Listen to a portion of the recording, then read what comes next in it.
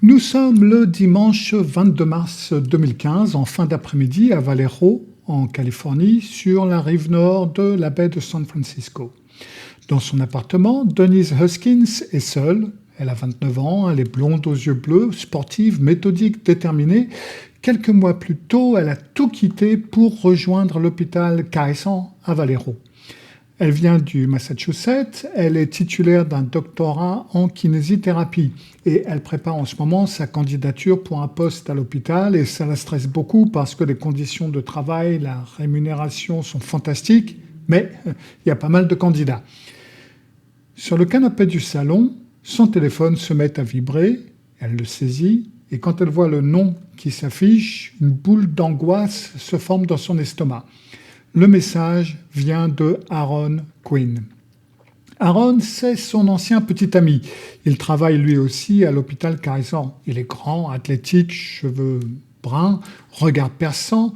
L'été précédent, leurs trajectoires se sont croisées dans les couloirs de l'hôpital et puis ils se sont parlé pendant des heures sans rien se cacher. Mais leur histoire n'a jamais été simple parce que Aaron sortait d'une rupture brutale, sa fiancée venait de le tromper et Denise sans doute, pour Aaron, elle risque de n'être qu'une histoire pour rebondir en quelque sorte. Mais elle a voulu y croire malgré tout et à l'automne 2014, ils sont devenus un couple.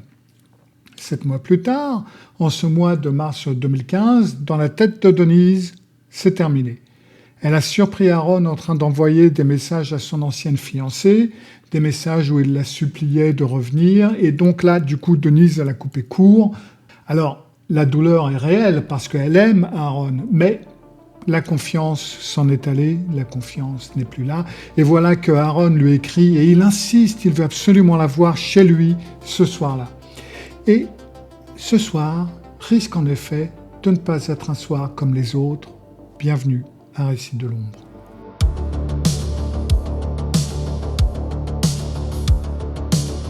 Denise hésite et elle finit par lui répondre un long message. « Je ne me sens pas à l'aise pour venir chez toi car c'est la maison que tu partageais avec ton ex. Je n'ai pas envie d'y aller. Pour l'instant, ce dont tu as besoin, Aaron, c'est de me reconquérir. Emmène-moi quelque part. Montre-moi que tu veux vraiment être avec moi parce que la confiance n'y est plus. » Aaron répond et il promet qu'il va faire l'effort, il jure qu'il tient à elle, il a quelque chose d'important à lui confier, quelque chose qu'il ne peut pas dire ailleurs que chez lui.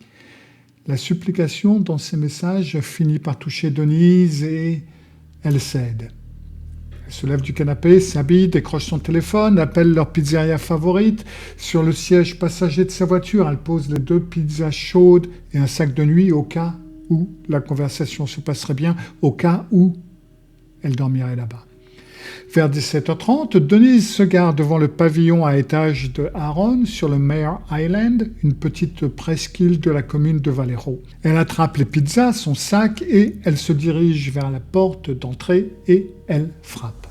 Le lendemain, c'est donc un lundi, le lundi 23 mars 2015, Aaron et Denise doivent travailler à l'hôpital Kaiser et vers 7h du matin, Aaron appelle l'hôpital. Il se dit malade et il annonce qu'il ne viendra pas. Denise, elle écrit à son supérieur, une urgence familiale, dit-elle, elle ne sera pas présente de toute la semaine. Alors, le supérieur de Denise tique aussitôt. Denise, déjà, ne s'absente jamais, et surtout pas cette semaine-là, surtout pas avec ce dossier à boucler pour vendredi. Sans ses derniers jours à l'hôpital, elle ne pourra pas constituer sa candidature, et il sait à quel point ça compte pour elle. Il lui répond quand même. Ok, il comprend et il est là si elle en a besoin. Quelques heures plus tard, elle regarde son téléphone, aucune réponse. Il se dit que la situation familiale doit être grave et il passe outre. Et 7 heures s'écoulent. À 14 heures précises, le standard de la police de Vallejo reçoit un appel d'urgence.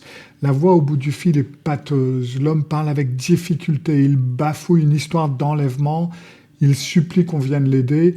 Le standardiste, à vrai dire, a vraiment du mal à comprendre ce qu'il dit, mais une chose est claire, il y a une situation grave.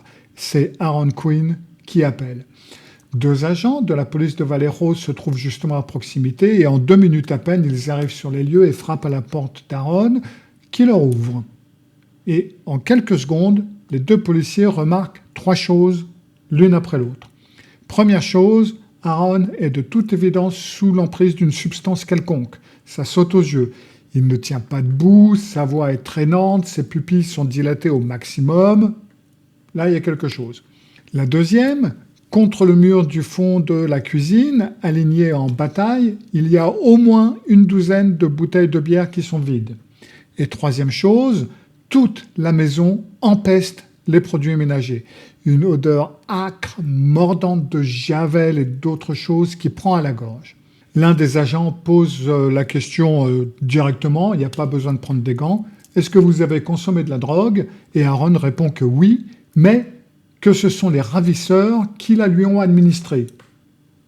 Les agents échangent un regard et ils annoncent qu'ils vont jeter un œil à la maison.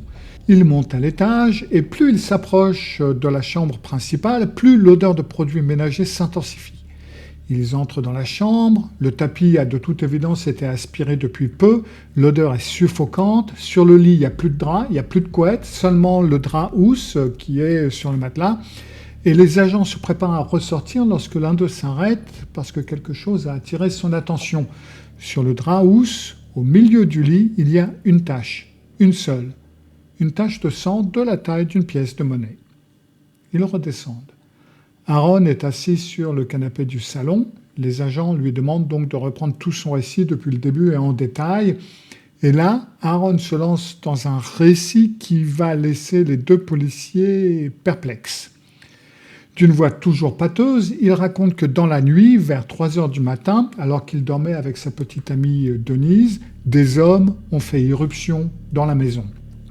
Pas des hommes ordinaires, mais des hommes en combinaison de plongée. Combinaison noire, intégrale, qui couvrait leur corps des pieds à la tête. Le chaos absolu. Il y avait des faisceaux de lampes torches surpuissantes, des points rouges de pointeurs laser qui dansaient sur les murs et sur les visages, des armes à feu, des pistolets paralysants. C'était extrêmement chaotique. Et Aaron continue à raconter. Les hommes les ont ligotés tous les deux, lui et Denise. Ils leur ont mis des lunettes de natation dont les verres étaient couverts de rubans adhésifs. Impossible donc de voir quoi que ce soit. Puis on leur a posé des écouteurs sur les oreilles et dans les écouteurs il y avait une musique douce, apaisante et puis une voix calme. Une voix qui leur disait qu'ils n'étaient pas en danger, que c'était un simple cambriolage, qu'ils devaient rester calmes et coopérer. Et Aaron et Denise ont donc obéi.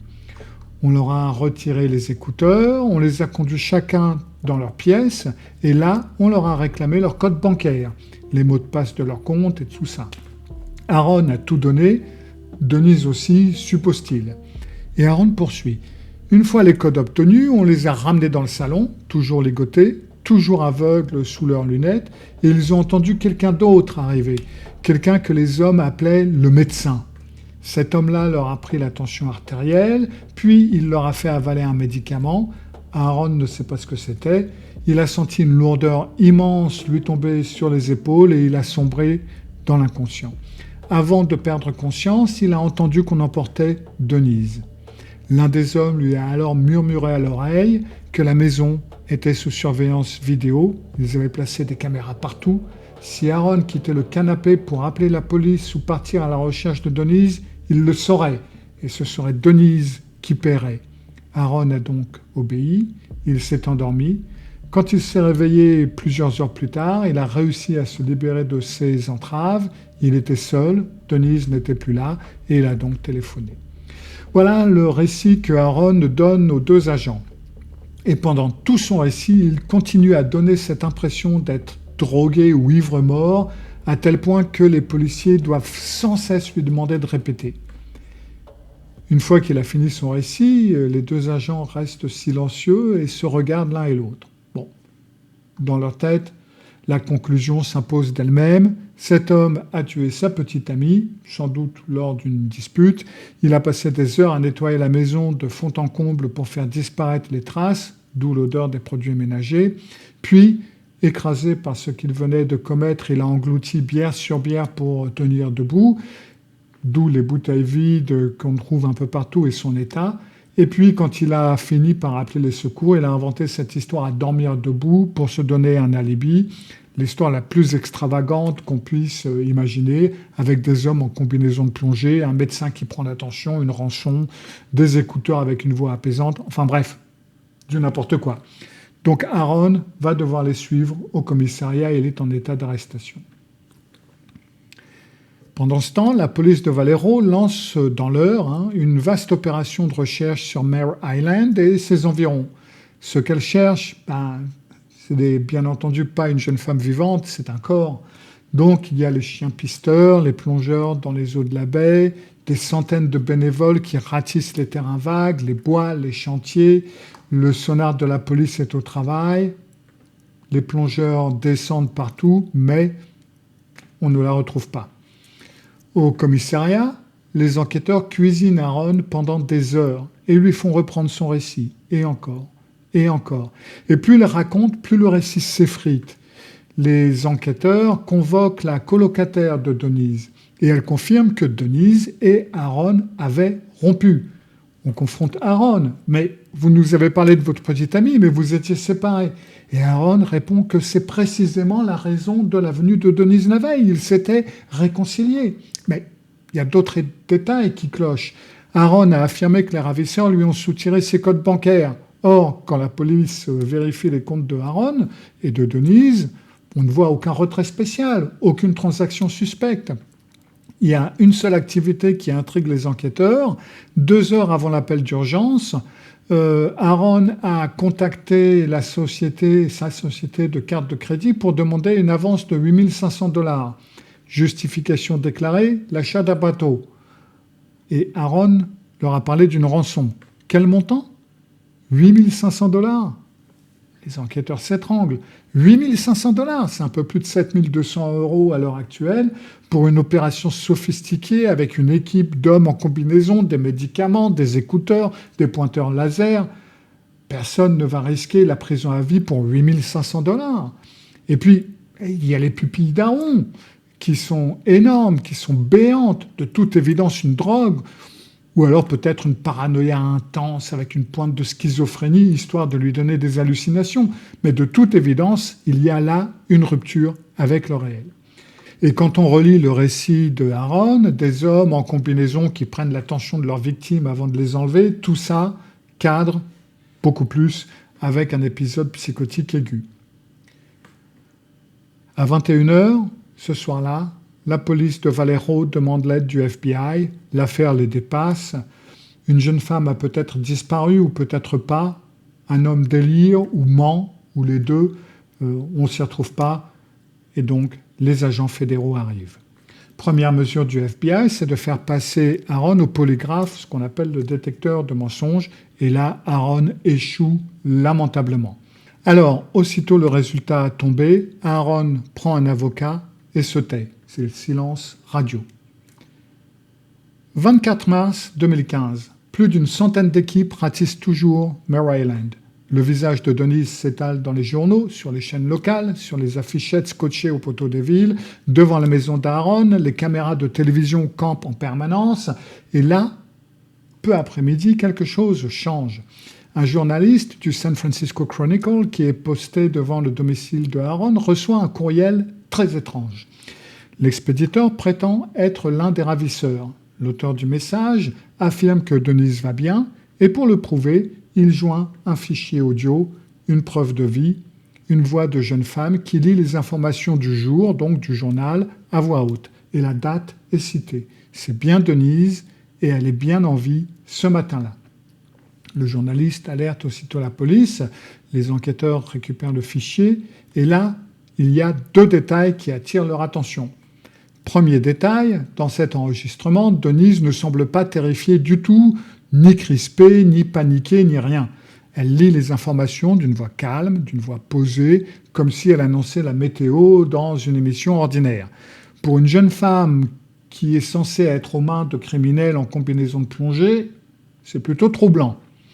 Deuxième détail, bien plus accablant, c'est que l'adresse électronique d'où provient le message est la boîte mail personnelle de Aaron Quinn.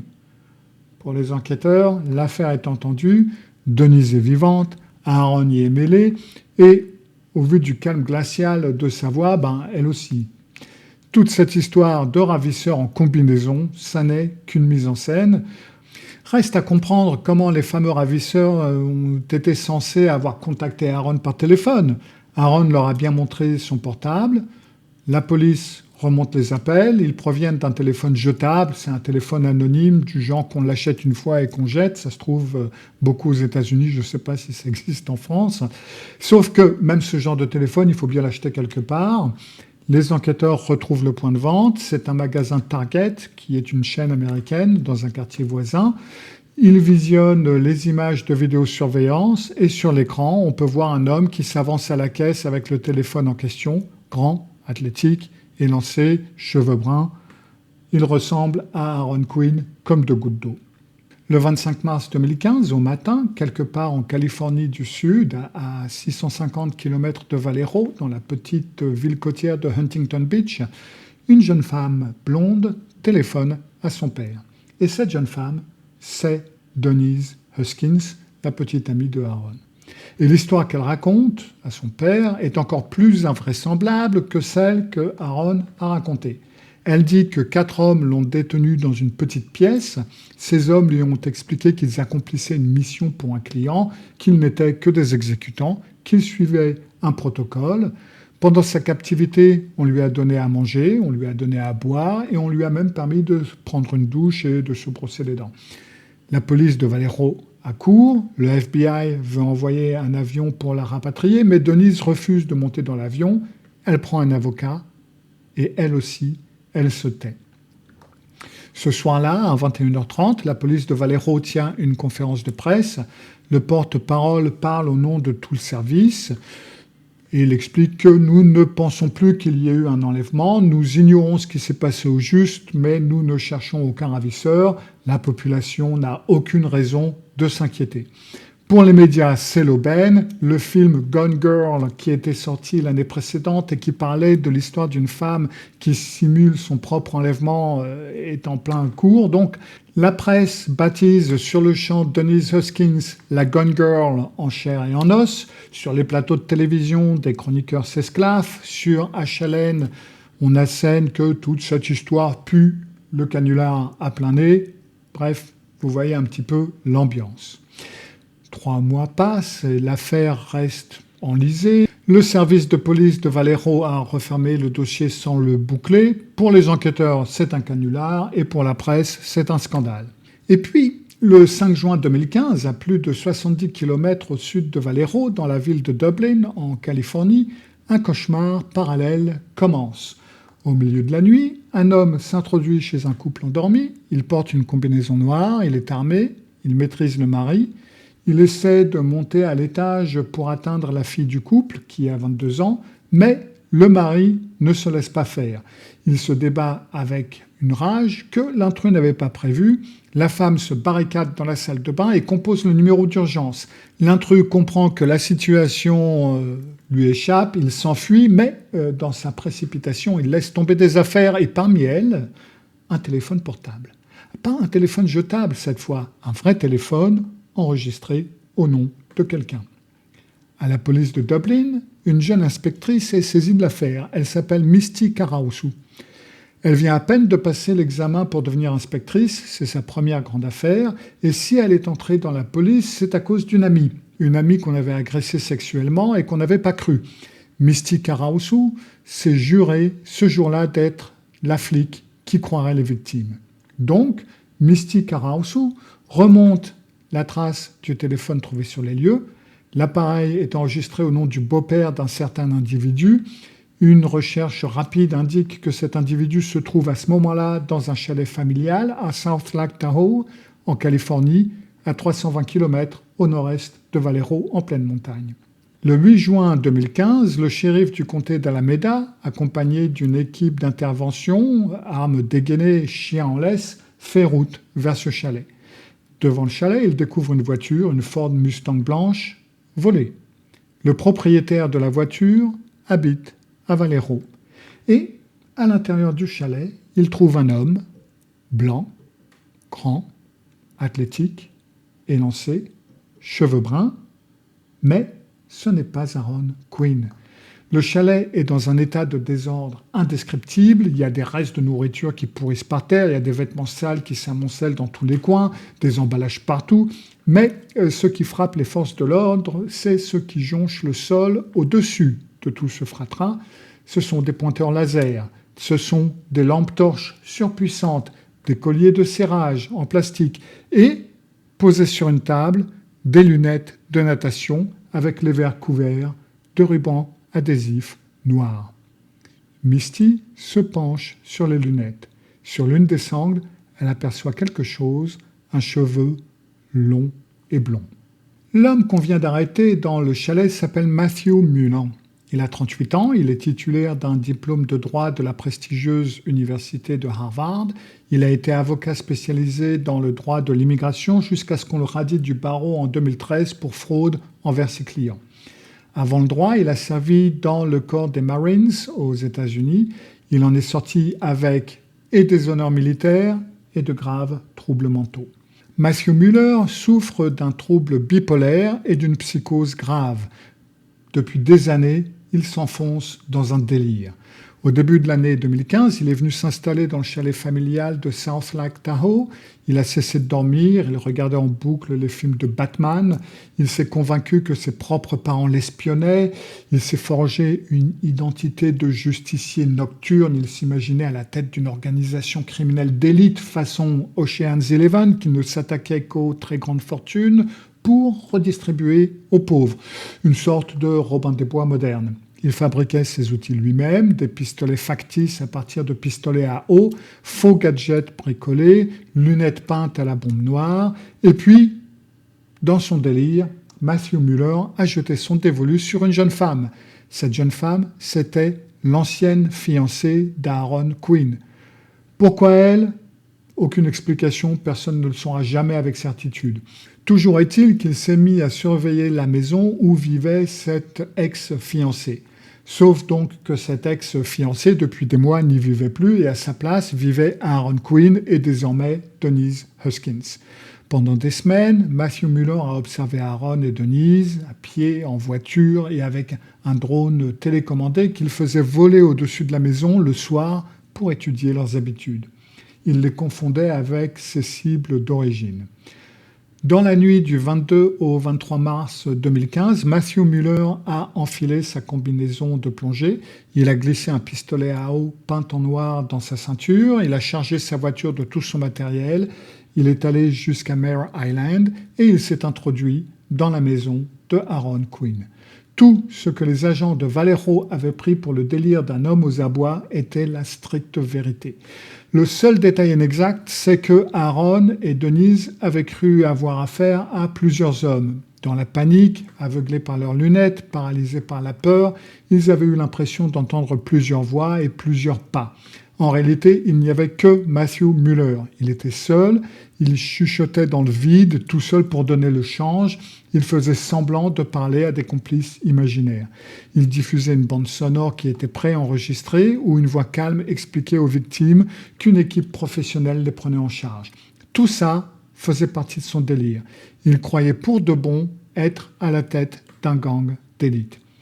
Ce qu'il avait fait à Denise, en revanche, ne tenait pas du délire. Pendant 2 jours, dans une chambre du chalet de South Lake Tahoe, Matthew Muller l'a violée à 2 reprises et il a filmé les agressions.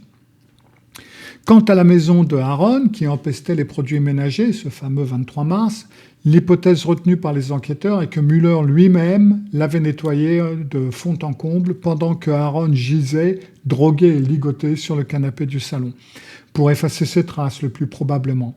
Une partie du délire de Muller consistait à se vanter de techniques de criminels professionnels.